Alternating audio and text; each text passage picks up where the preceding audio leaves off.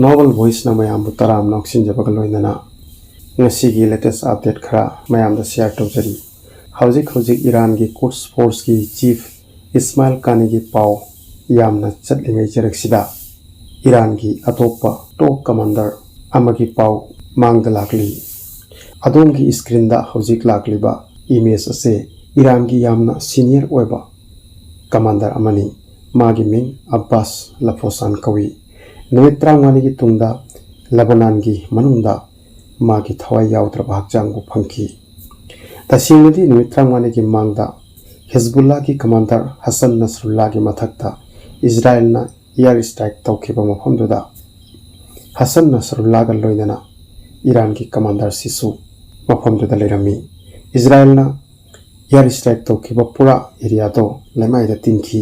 numit 30 forward rescue operation chathaduna lakhi Iran ki IRGC na magi body buthi duna puthoki magi janaza Iran da puduna lakli magi hakchangi saruk singdu puduna maduna magi aroiba janaza gi namaz pangthokadori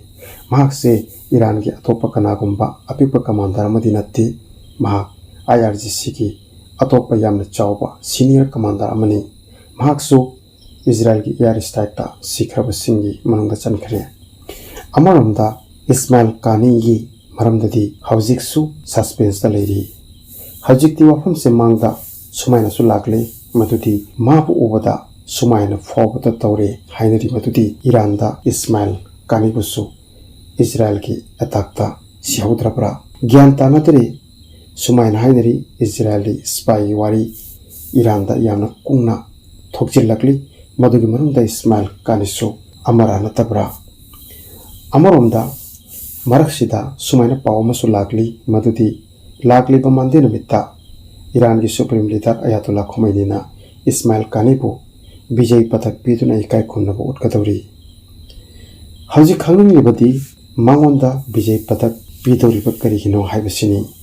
karamba magi thoidokpa achievement gino masigi matangda clear details amatasu laktri but Israel da Iran ki missile attack tawkhibada success oikibagi maramna oirebra chapchabati khangdri media sources ke according Ismail Qani ki mathakta Hamas ke leader Ismail Hanibu assassination tawkhibada Hani ki exact location pikhibani pado Qani oirebra haibasini madugi mai oina mahakonda hojik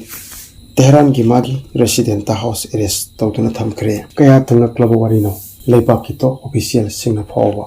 sumna oiram leba Israel ki Mossad na karamna lebak singda makhoi ki spy ki plan tawi haibato singi makhoi ki attack singi mai pakpagi maromda makhoi ki Mossad ki spy ki plan sing yamna chawna leiba matugi makhada chathaba attack ngaktani maduna attack singi accuracy yamna high oiba ngamlebani in fact Iran gumba chawraba lebakta chatliba Middle East ki crisis asida Iran na khwaidagi chawba active role puriba leibak asigi top official tagi sigumba yamna komna amati laina leibak ki intelligence concern gi machak singbu yekna ba leibak ta share to thokliba haibasidi tasengna miuido directly leibak pu singrabani ma leibak ki katarni haibada matik charabani matik chaba cheraksu phangpham thoklabani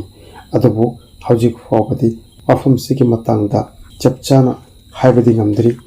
tasengna asengba pau amadi soidana lakliba matamda phanglagani recent phangba pau amagi according Israel ki power plant amada Hezbollah amadi Iran ki hut operation gi attack su tokre